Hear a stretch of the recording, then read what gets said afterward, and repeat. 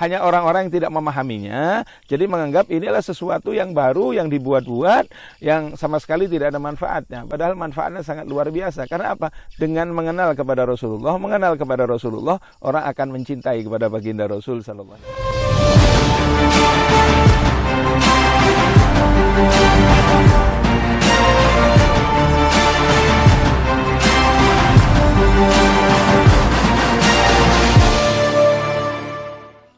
Assalamualaikum Buya. Assalamualaikum warahmatullahi wabarakatuh. Maaf sebelumnya ada pertanyaan dari ikhwan yang menanyakan bagaimana tentang perayaan Maulid Nabi Muhammad SAW. Allahumma shalli alaihi wa alihi wasallam. Oh iya, tentang pertanyaan Maulid ya. Sebenarnya Maulidur Rasul sallallahu alaihi wasallam memang di zaman Rasulullah tidak ada. Kemudian sekarang ini marak ya peringatan Maulid Rasul sallallahu alaihi wasallam.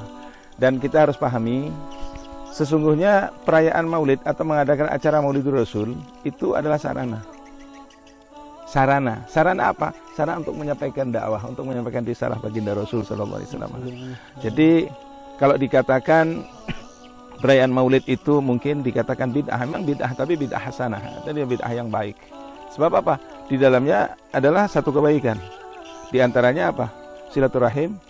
Kemudian ada bacaan Al-Qur'an, ada penyampaian risalah yang dibawa oleh baginda Rasul sallallahu alaihi wasallam. Dan kalau mengacu pada satu hadis Nabi sallallahu alaihi wasallam yang beliau mengatakan man sanna sunnatan hasanatan falahu ajruhu wa ajru man amila ba'dahu wa la yanqusu min ujurihim syai'un. Barang siapa membuat satu sunnah atau satu amaliyah atau satu perilaku yang baik ya, sunnatan hasanatan falahu ajruhu, maka dia mendapatkan pahala. Wa ajru man amila ba'dahu, dan pahala orang yang mengikuti wala yang kusun ujurihim syai'un, tanpa mengurangi pahala orang yang telah melakukan atau pertama kali melakukan. Begitu juga dengan dosa. Jadi seseorang, satu contoh. Di sini tidak ada satu lembaga pendidikan. Pesantren lah. Pesantren itu zaman Rasulullah tidak ada. Belum pernah ada pesantrennya Rasulullah. Majelis taklim ada. Kemudian di sini mengadakan satu pesantren. Seorang ustadz mengadakan pesantren. Maka pesantren ini adalah sarana menyampaikan risalahnya baginda Rasulullah sallallahu alaihi wasallam yang zaman Rasulullah juga tidak ada. Maka dari itu bagi yang suka menganggap bahwa ini adalah satu bid'ah, silahkan membaca satu kitab yang berjudul Laisa kullu jadidin bid'ah. Bukan setiap sesuatu yang baru itu adalah bid'ah. Kalau itu bid'ah hasanah. Nah, sekali lagi bahwa peringatan Maulid adalah sarana untuk menyampaikan risalah baginda Rasulullah sallallahu alaihi wasallam, dan tidak ada keburukannya untuk dilakukan. Tidak ada keburukannya. Adapun membaca Maulid, yang dibaca Maulid itu kan sirah Nabi. Perjalanan Rasulullah. Jadi mulai lahir sampai wafatnya beliau. Bagaimana kita akan mengenal dengan Rasulullah kalau kita tidak tahu sirahnya, tidak tahu riwayat hidup atau perjalanan baginda Rasul. Nah, di dalam Maulid itu isinya itu. Hanya orang-orang yang tidak memahaminya, jadi menganggap ini adalah sesuatu yang baru, yang dibuat-buat, yang sama sekali tidak ada manfaatnya. Padahal manfaatnya sangat luar biasa. Karena apa? Dengan mengenal kepada Rasulullah, orang akan mencintai kepada baginda Rasul sallallahu alaihi wasallam. Karena apa? Mencintai Rasulullah itu ada modal utama. Bagaimana kita mau mengikuti kalau kita tidak cinta? Jelas. Karena cinta itu kemudian kita bisa mengikuti akan apa yang dilakukan dan diajarkan oleh Rasulullah sallallahu alaihi wasallam. Lagi-lagi sarana ini seperti ini. Mobil ini bermacam-macam merek. Apakah naik mobil bid'ah? Ya, Rasulullah tidak pernah naik mobil. Terus sekarang orang mengatakan bid'ah dakwah lewat YouTube. Apa Rasulullah pernah dakwah lewat YouTube? Sampai sekarang saya belum pernah menemukan YouTube-nya Rasulullah saat berdakwah. Nah, YouTube itu adalah sarana. Itu kan untuk agama, untuk ibadah. Iya, Anda kan juga dakwah lewat YouTube. Berarti apa? Itu menggunakan sesuatu yang bid'ah yang tidak ada di masa baginda Rasul sallallahu alaihi wasallam. Dan sekali lagi, YouTube itu adalah sarana.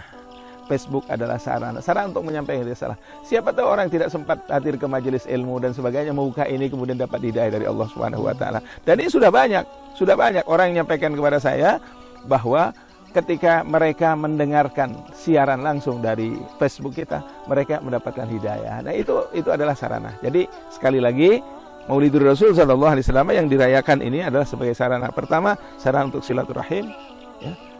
Kedua, sarana untuk belajar mencintai Rasulullah, kemudian apalagi sarana lagi untuk menyampaikan dakwahnya baginda Rasul sallallahu alaihi wasallam. Nah, kemudian kita dengan susah payah berjalan ke sana kemari untuk apa? Untuk menyampaikan risalah baginda Rasul. Kalau Rasul dulu berjalan ya dari satu tempat ke tempat lain, bahkan ketika Rasul sallallahu alaihi wasallam berjalan dari Makkah menuju ke Taif itu selebih 100 kilo beliau berdakwah. Tak ada orang beriman kecuali satu. Kecuali satu. Adas yang beriman kepada baginda Rasul sallallahu alaihi wasallam. Kita ini dakwahnya lebih enak. Tidak pakai onta, tidak pakai kuda, akan tetapi pakai Toyota. Yang kemudian apa? Begitu kita datang, orangnya begitu banyak yang hadir menyampaikan risalah. Dan di dalamnya isinya apa? Sholawat. Nggak ada isinya di dalam Maulidur Rasul itu ghibah, tidak ada. Tidak ada di dalam Maulidur Rasul itu isinya fitnah, tidak ada. Justru yang isinya fitnah itu adalah menyampaikan agama, tapi mengatakan dirinya paling benar, yang lain semua salah. Yang lain semua salah. Ya.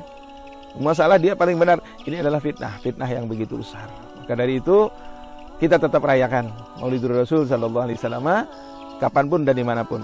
Nah, yang belum paham, antum boleh baca kitab Ni'matul Kubra. Dalam kitab Ni'matul Kubra itu keutamaan daripada Maulidur Rasul sallallahu alaihi wasallam sangat banyak. Maka di dalam pertemuan kita dalam kondisi yang seperti ini sangat baik. Digunakanlah di setiap kesempatan untuk ilmu. Kenapa? Karena dengan ilmu itu insya Allah kita menjadi orang yang bijak. Kalau tidak berilmu bukan bijak lagi, tapi picak. Picak. Namanya orang buta ya, cerita orang buta. Orang buta ini masuk ke dalam rumah. Tiba-tiba nabrak kursi. Tak. Kursinya ditabrak. Setelah ditabrak kursinya, marah-marah dia. Orang buta ini marah-marah. Kenapa marah? Marah dengan orang yang lihat. Kenapa kursi ditaruh di sini? Padahal kursi itu dari kemarin di sana. Kursi itu dari kemarin di sana. Dia mengatakan, kenapa kursi dipindah di sini? Oh, tidak, kursi itu dari kemarin di situ. Terus dia mengatakan, enggak, kemarin enggak di sini, buktinya aku ketabrak. Sampean aja yang enggak lihat, kata orang yang naruh kursi. Sampean aja enggak lihat, loh, aku sudah bawa lampu senter, tapi karena hatinya buta, tetap aja nyalahin orang lain. Artinya apa? Meskipun dia ada ilmu, pintar baca Quran, pintar baca hadis, dalil dan sebagainya, tapi hatinya buta dari kebenaran, maka dia tetap akan suka menyalahkan orang lain. Maka dari itu, mudah-mudahan kita tidak tergolong orang yang suka menyalahkan kepada orang lain. Gimana, paham? Paham ya. Terima kasih ya. Sama-sama ya. Mudah-mudahan manfaat bagi kita semuanya.